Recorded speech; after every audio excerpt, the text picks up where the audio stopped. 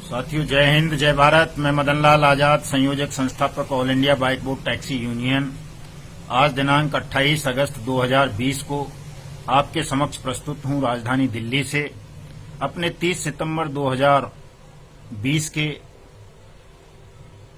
सत्याग्रह आंदोलन के संदर्भ में कुछ जरूरी बातें आप सबके साथ शेयर करने के लिए। दोस्तों, किसी बड़े शायर ने एक बात कही थी कि जब जब जुल्मी जुल्म करेगा सत्ता के हथियारों से, और चप्पा चप्पा गूंज उठेगा इंकलाब के नारों से। दोस्तों, अब समय आ गया है इंकलाब का, क्रांति का, परिवर्तन का, क्योंकि सरकार आपकी न्याय संगत, न्यायपूर्ण मांगों को स्वीकार नहीं कर रही है, और स्वीकार ही नहीं कर रही बल्कि उन पर विचार भी नहीं कर रही है। सरकार के कान पर जूं तक नहीं रेंग रही कि वो उन 10 करोड़ ठगी पीड़ितों को न्याय दिलाने के लिए, उनकी मेहनत की कमाई को वापस दिलाने के लिए कोई सार्थक प्रयास करे, या पार्लियामेंट द्वारा पारित अनियमित जमा योजना पाबंदी कानून 2019 को लागू करके एक निश्चित समय सीमा के अंदर ऐसा सिस्टम ईजाद करे जिससे तमाम लोगों की मेहनत की कमाई उन्हें वापस मिल सके। दोस्तों, किसी भी लोकतंत्र में जनता सबसे बड़ी शक्ति होती है। लोकतंत्र की सारी शक्तियां जनता में निहित होती हैं।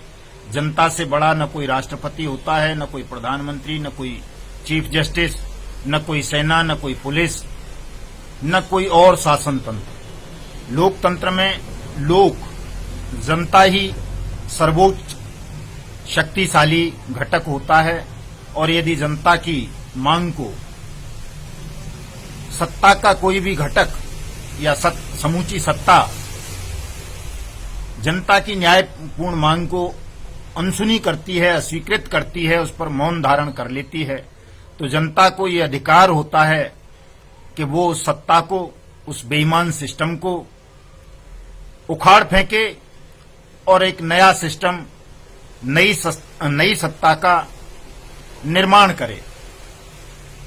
दोस्तों, हम सुप्रीम कोर्ट, हाई कोर्ट, पत्र व्यवहार, धरना प्रदर्शन, ट्विटर, फेसबुक इत्यादि इत्यादि तमाम माध्यमों से सरकार से अनेक बार ये गुजारिश कर चुके हैं कि सरकार देश के समस्त ठगी पीड़ितों को न्याय दे, तमाम ठगों को जेल के सींचों में कैद करे, और जो जनता की मेहनत की कमाई को ठगों ने हड़पा है, लूटा है, ठगा है, उस पैसे को तुरंत जल्दी से जल्दी स्पीडी ट्रायल करवा करके वापस करे।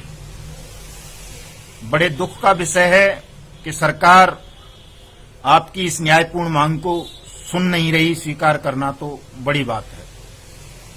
दोस्तों, कुछ साथी मुझसे एक सवाल कहते हैं, बहुत सारे लोग, हालांकि उनमें ज्यादातर सत्ता के भक्त हैं, जिन्हें ये लगता है कि सत्ता में बैठे हुए लोग देवता हैं और वो न्यायपूर्ण कार्य कर रहे हैं। उनमें से ज्यादातर ऐसे लोग हैं, लेकिन कई बार हमारे अपने साथियों को भी ऐसा भ्रम होता है कि हम शायद सरकार के साथ कुछ ज्यादती कर रहे हैं, सरकार इन ठगी प्रकरणों के लिए जिम्मेदार नहीं है। दोस्तों, इस वीडियो संदेश के माध्यम से मैं आपको बताना चाहता हूं कि सरकार ही जिम्मेदार है इन तमाम ठगी प्रकरणों को अंजाम दिलवाने के लिए। सरकार की एजेंसीज ने ठगों को लाइसेंस दिए, सर्टिफिकेट दिए, अपने फोटोग्राफ्स दिए, ठगों के पक्ष में बयान दिए, और प्रधानमंत्री तक स्वयं पार्लियामेंट में बोले उन ठग कंपनियों की तारीफ में, उनकी प्रशंसा में, जिन्होंने देश के करोड़ों नागरिकों को योजनाबद्ध रूप से बारी बारी से ठगा।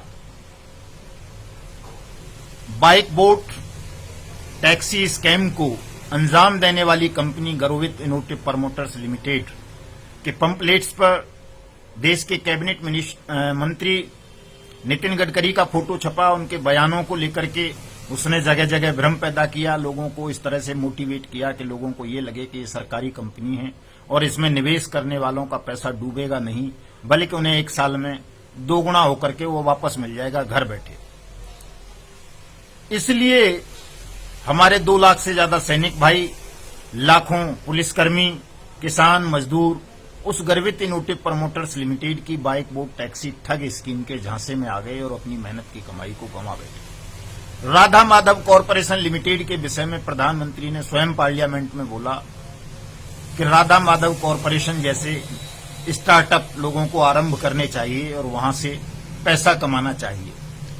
कैची पिक्सल को लेकर के उसके ठगों ने प्रधानमंत्री का फोटो छाप करके अपनी स्कीम्स पर प्रमोशन किया, अपनी ठग स्कीम का, और लोगों की मेहनत की कमाई को हड़प करके वो फरार हो गए।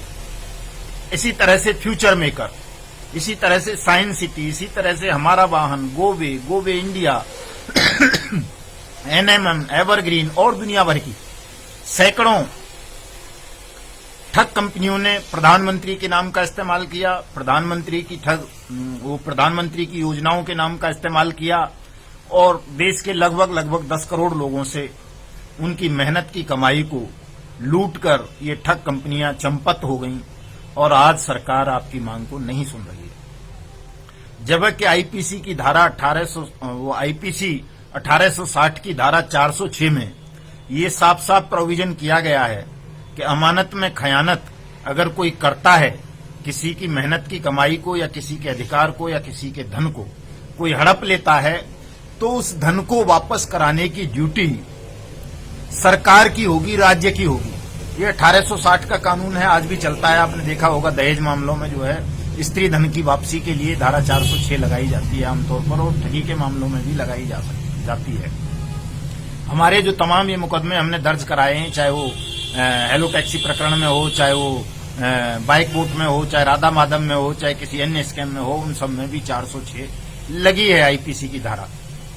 इसी तरह से अन्य कई धाराएं भी हैं जो सरकार को बाउंड करती हैं कि वो किसी भी व्यक्ति के धन को किसी भी अपराधी से या ठग से वापस कराने के लिए बाउंड है।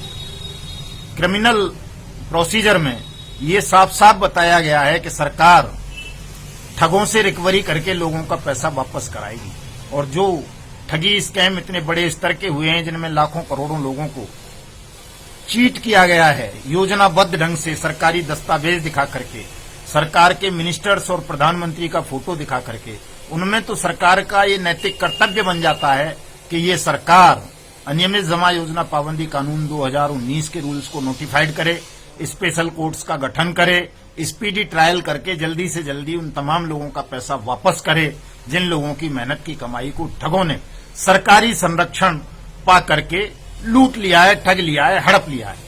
लेकिन मोदी सरकार के कान पर जूं नहीं रेंग रही, उन्हें शर्म नहीं आ रही कि वो अपनी इस संवैधानिक, कानूनी और नैतिक ड्यूटी का निर्वहन करें, लोगों की मेहनत की कमाई को वापस करवाएं। स्पीडी ट्रायल करवाना, स्पेशल कोर्ट्स बनवाना तो बड़ी बात है।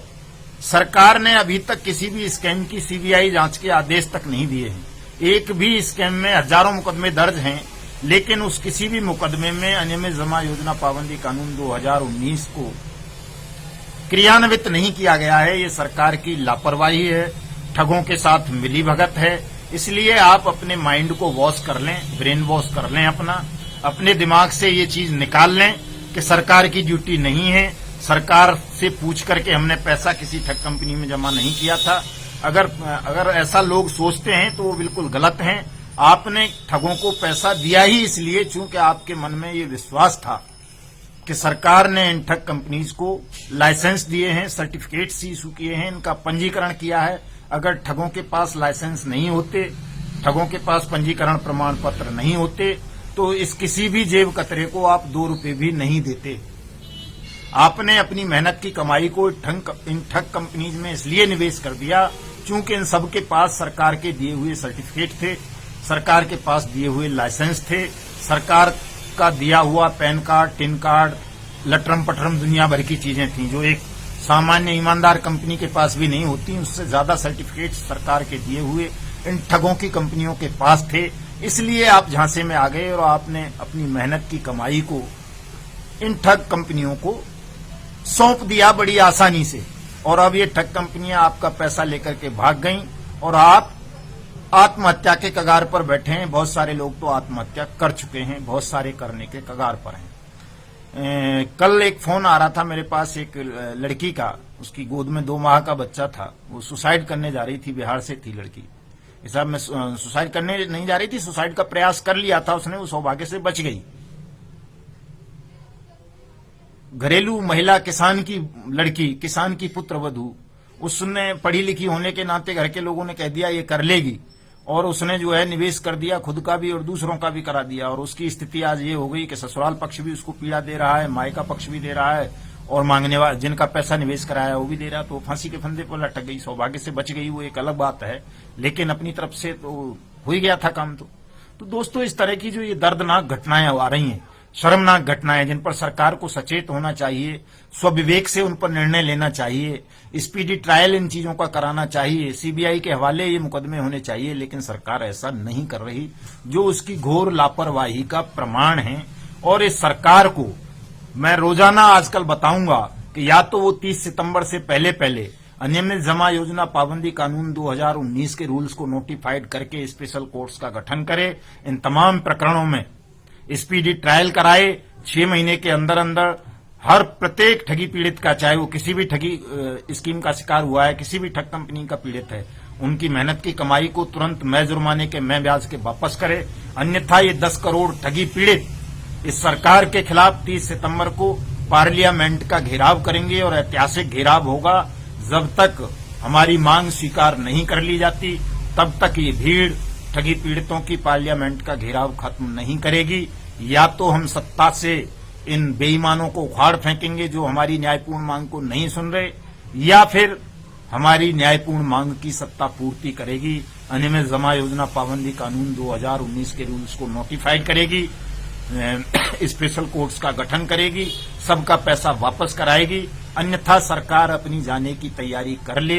ये शक्ति हमारे पास है, जनता के पास है, कि यदि सरकार की मांग, जनता की मांग सरकार ने नहीं सुनी, तो ये जनता उस सरकार को उखाड़ फेंकेगी, पदच्युत कर देगी।